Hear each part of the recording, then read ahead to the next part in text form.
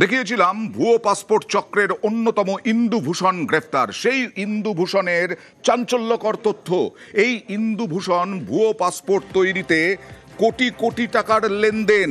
এই ইন্দুভূষণের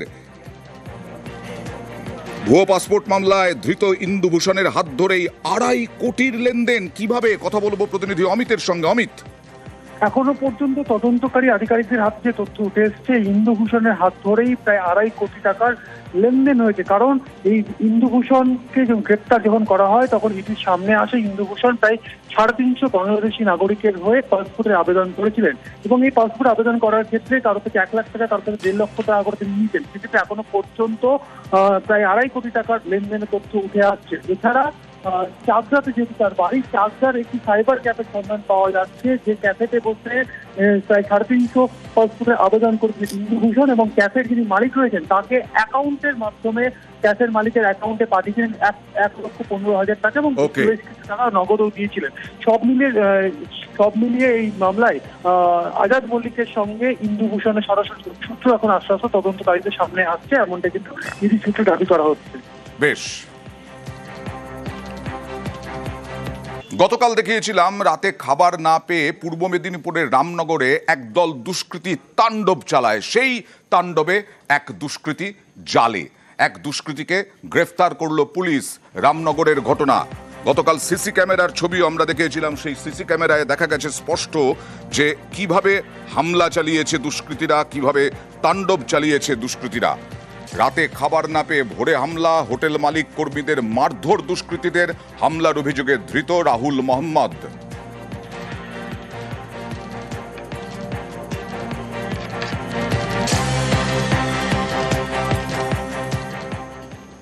সরকারি প্রকল্পের যে সমস্ত পোস্টার থাকে আলিপুরদুয়ারে একটি পঞ্চায়েতে, সেই পোস্টার উধাও। বিজেপির বিরুদ্ধে পঞ্চায়েতে সেই পোস্টার উধাওয়ের অভিযোগ। আলিপুরদুয়ারের একটি পঞ্চায়েতে বিভিন্ন সরকারি প্রকল্পের পোস্টার উধাও। বিজেপির বিরুদ্ধে গ্রাহকদের বঞ্চনার অভিযোগ তৃণমূলের। বিজেপিরই পঞ্চায়েত, অভিযোগ মানতে নারাজ বিজেপির পঞ্চায়েত প্রধান। আলিপুরদুয়ার 1 ব্লকের চকোয়াখেতি পঞ্চায়েতের ঘটনা। আমার চৌগাতি জিপিতে দেখতে পাচ্ছি যেটা আর কি, যেটা মমতা ব্যানার্জি যে 72টা প্রকল্প, যে প্রকল্পের মাধ্যমে সাধারণ পাবলিক উপকৃত হচ্ছে। আমাদের চৌগাতি জিপিতে বিজেপি শাসিত যে জিপি, সেই জিপিতে যে পোস্টারগুলো আছে, হয়তো প্রধান সেই পোস্টারগুলো ঘরে চেপটা করে রাখছে, হয়তো কর্মচারীদের একদিন টাঙাইছে, এবার গুটিয়ে রাখছে। প্রধান এটা কারচুপি করছে। প্রধান চাচ্ছে যেন এখানকার পাবলিক জানুক যে এখানে মমতা ব্যানার্জি এই অঞ্চলে কোনো কাজ দিচ্ছে না, সুযোগ সুবিধা হচ্ছে না।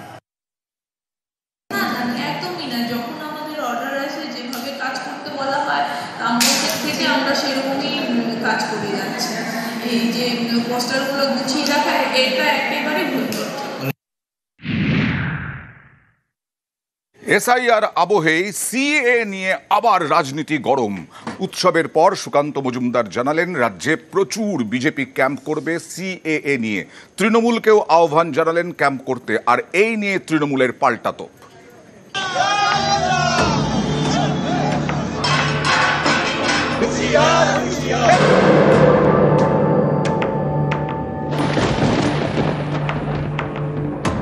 আইডিওলজিক্যালি উই আর কমিটেড যে বাংলাদেশ থেকে আসা হিন্দুদের আমরা নাগরিকত্ব দেব। সিএ এর মাধ্যমে তারা নাগরিকত্ব পাবে। এফআইআর করলে কার্যত মানে হাজারে হাজারে লাখো লাখো মানুষের নাম বাদ যাবে, তাদের মধ্যে অজস্র হিন্দু শরণার্থীর নাম বাদ যাবে। আতঙ্কিত বিজেপি এখন সিএ এর গাজর ঝুলিয়ে ওরা কোন রকমের ভোট বৈতরণী পার হতে চায়।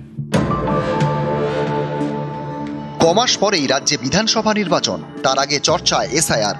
ভোটের আগে বাংলায় ভোটার তালিকার বিশেষ নিবিড় সংশোধন করতে চায় নির্বাচন কমিশন। তার প্রস্তুতিও চলছে। বিহারে সদ্য শেষ হয়েছে এসআইআর প্রক্রিয়া। ভোটার তালিকা থেকে বাদ গিয়েছে প্রায় 69 লক্ষ নাম। এমন পরিস্থিতিতে বাংলায় এসআইআর ঘিরে হাওয়া গরম। তারই মধ্যে বিজেপির মুখে ফের সিএ এর কথা। কালীপুজোর পরই রাজ্য জুড়ে সিএ এর ক্যাম্প করবে পদ্ম শিবির। আইডিওলজিক্যালি উই আর কমিটেড যে বাংলাদেশ থেকে আসা হিন্দুদের আমরা নাগরিকত্ব দেব। সবাই তো পালিয়ে আসতে পারেনি, কিছু মানুষ তো পারে থাকতে থেকে গেছে, তাদের কি হবে? আমরা আগামী দিনে শিবির করে ফর্ম ফিল আপ করাবো, প্রয়োজনে সিএ এর মাধ্যমে তারা নাগরিকত্ব পাবে। সিএ এর ক্যাম্প পশ্চিমবঙ্গে অনেকে করছে। আমি তো প্রস্তাব দেব তৃণমূলকেও সিএ ক্যাম্প করার জন্য। এফআইআর করলে কার্যত মানে হাজারে হাজারে লাখো লাখো মানুষের নাম বাদ যাবে, তাদের মধ্যে অজস্র হিন্দু শরণার্থীর নাম বাদ যাবে এবং সেই মানুষের ভোটেই বিজেপির ভোট ব্যাংক স্ফীত। অর্থাৎ আতঙ্কিত বিজেপি এখন সিএ এর গাজর ঝুলিয়ে ওরা কোন রকমের ভোট বৈতরণী পার হতে চায়। ভোটের আগে বাংলায় যখন এসআইআর ঘিরে প্রস্তুতি তুঙ্গে, তখন বিজেপির সিএ বার্তা ঘিরে ফের রাজনীতির হাওয়া গরম। নিউজ 18 বাংলা।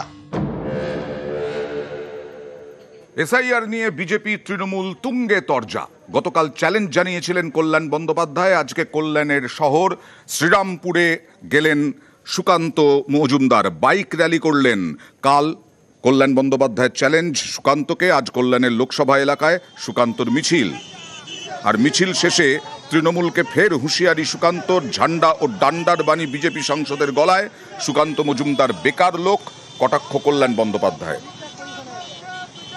কল্যাণ ব্যানার্জির মতো ছুচোদেরকে ভয় পাবেন না, এদের মারিয়ে যেতে হয়। কালকে এত বড় বড় কথা বললো সে সুকান্ত মজুমদার, এসে ভাষণ দিয়ে আর বেরোতে দেবো না, এত দম।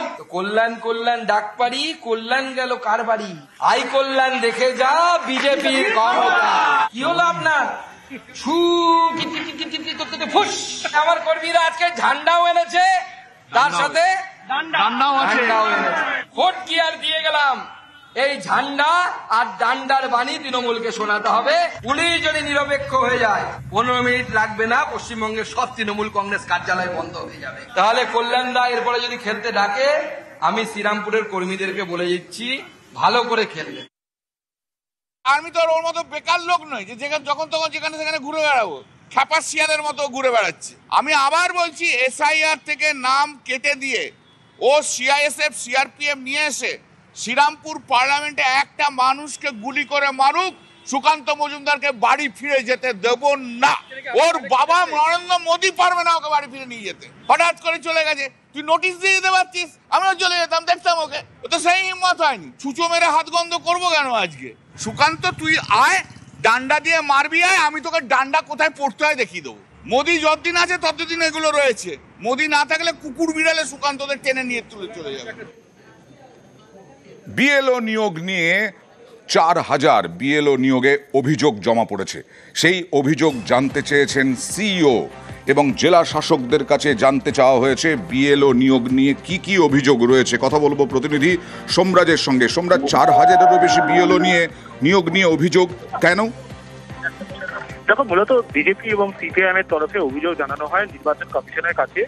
রাজ্যে যে বুথ লেভেল অফিসার নিয়োগ হয়েছে, সেই বুথ লেভেল অফিসার নিয়ম মেনে হয়নি। অর্থাৎ জাতীয় নির্বাচন কমিশনের যে গাইডলাইন, সেই গাইডলাইন মেনে হয়নি। তারপরেই রাজ্যের মুখ্য নির্বাচনী আধিকারিকের দপ্তরের তরফে সব জেলা শাসকদের কাছ থেকে রিপোর্ট চাওয়া হয়েছে। কারণ দেখা যাচ্ছে যে 4000-এরও বেশি বিএলওদের নিয়োগ নিয়ে অভিযোগ হচ্ছে, সেখানে বেশিরভাগ জেলারই বিএলওরা রয়েছে। এই বুথ লেভেল অফিসারদের নিয়োগ জাতীয় নির্বাচন কমিশনের গাইডলাইন মেনে হয়েছে নাকি, যদি গাইডলাইন মেনে না হয় তাহলে সেক্ষেত্রে কারা এই নিয়োগটি করেছিলেন, গোটা বিষয়টি তদন্ত করে রিপোর্ট পাঠানোর নির্দেশ দেয় মুখ্য নির্বাচনী আধিকারিকের দপ্তর। কয়েকজন জেলাশাসক রিপোর্ট দিলেও সেই রিপোর্টে সন্তুষ্ট হতে পারেনি রাজ্যের মুখ্য নির্বাচনী আধিকারিকের দপ্তর। সেই কারণে তাদেরকে ফের তদন্ত করে রিপোর্ট দিতে বলা হয়েছে। বিজেপির তরফে সব থেকে বেশি অভিযোগ জানানো হয় বুথ লেভেল অফিসার নিয়োগ নিয়ে, সিপিআইএম এর তরফেও অভিযোগ জানানো হয়। মোট 2টি রাজনৈতিক দলের তরফে অভিযোগ জানানো হয় এবং তারপরেই রাজ্যের মুখ্য নির্বাচনী আধিকারিকের দপ্তর গোটা বিষয়টি নিয়ে আলোচনা করে। তুমি জানো, কিছুদিন আগে জাতীয় নির্বাচন কমিশনের এক প্রতিনিধি দল রাজ্যে এসেছিল, সেখানেও বুথ বেশ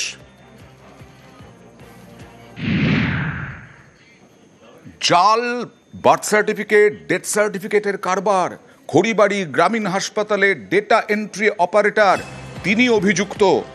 কি করে তিনি অভিযুক্ত হলেন, কি তার বিরুদ্ধে অভিযোগটা কি, বিস্তারিত জানবো প্রতিনিধি বিশ্বজিতের সঙ্গে। কথা বলবো বিশ্বজিৎ। টাকার বিনিময়ে এই জাল এবং মৃত্যু এবং জন্ম সার্টিফিকেট তৈরি করতো এই ডেটা এন্ট্রি অপারেটর।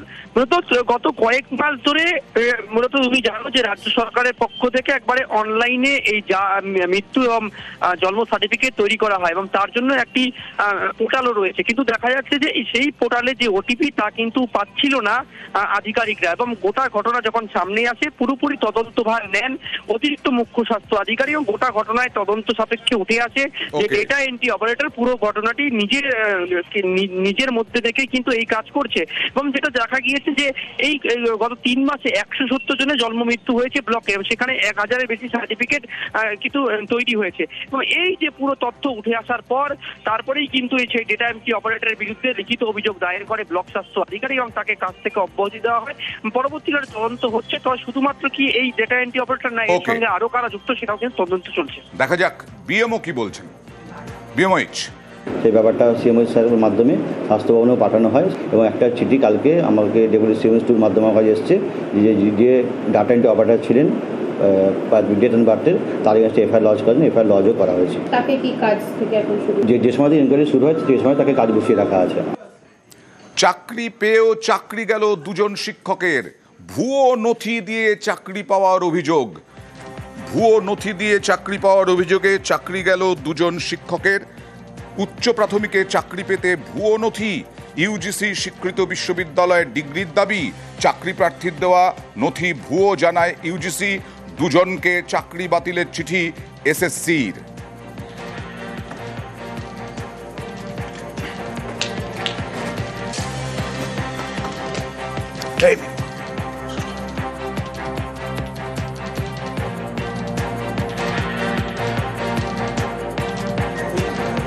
উত্তরবঙ্গে ভয়াবহ বিপর্যয়, তারপরে বন্য প্রাণের আশঙ্কা। 13 দিনে 10 গন্ডারকে উদ্ধার করল অপারেশন রাইনো। অপারেশন রাইনো নাম।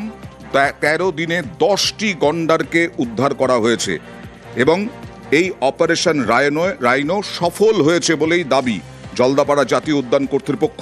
তারা ফেরালো 10 গন্ডারকে। 5টি গন্ডারকে তাড়িয়ে জঙ্গলে ফেরানো হলো, বাকি 5 গন্ডার কাবু ঘুমপাড়ানি গুলিতে। দেখুন এই বন্যপ্রাণ, হাতি, বাঘ এবং গন্ডার লোকালয়ে ঢুকে পড়েছে বিভিন্ন সময়ে। ভয়াবহ বিপর্যয়ের পর জলদাপাড়া ভেসে গেছে। সেই জলদাপাড়ায় অপারেশন রাইনো হয় যাতে জঙ্গলে বিপদ সংকুল অবস্থায় বন্যপ্রাণকে বাঁচানো যায়। সেই 10 গন্ডার উদ্ধার হলো 13 দিনের মধ্যেই। 5টি গন্ডারকে তাড়িয়ে জঙ্গলে ফেরানো হলো, বাকি 5 গন্ডার কাবু ঘুমপাড়ানি গুলিতে। তাদের তারপরে সুস্থ শুশ্রূষা করে পাঠানো হবে জঙ্গলে। গন্ডার উদ্ধার হলো পাতলাখাওয়া জঙ্গল থেকে কোচবিহার জেলায়। সেটা বনকর্মীরা যথেষ্ট তৎপরতার মাধ্যমে তারা সেই গন্ডারটিকে আবার জলদাপাড়া অভয়ারণ্যে ফিরিয়ে দিয়েছেন। তাদের এই প্রচেষ্টাকে আমরা পরিবেশ প্রেমীরা কুর্নিশ জানাই। মোট 10টি গন্ডার এ পর্যন্ত উদ্ধার হলো। লাস্ট 5 অক্টোবর আলিপুরদুয়ারে তোরসার মধ্যে অনেক ফ্লাডিং ছিল, আর আমাদের জলদাপাড়াতে ম্যাক্সিমাম যে রাইনো ডেন্সিটি আছে সেটা তোরসার গ্রাসল্যান্ডে ওখানে থাকে। ফ্লাডের মধ্যে অনেক রাইনো বাইরে চলে গেল। তার মধ্যে আমরা কালকে সব পাঁচটা রাইনো যে কুচবিহার ডিভিশনে যে ছিল ওনাদেরকে রেস্কিউ করে সাকসেসফুলি আমরা জলদাপাড়া ন্যাশনাল পার্কে ওখানে রিলিজ করে দিয়েছি। তো operation rhino is very successful. 10টা রাইনোকে আমরা রেস্কিউ করতে পেরেছি।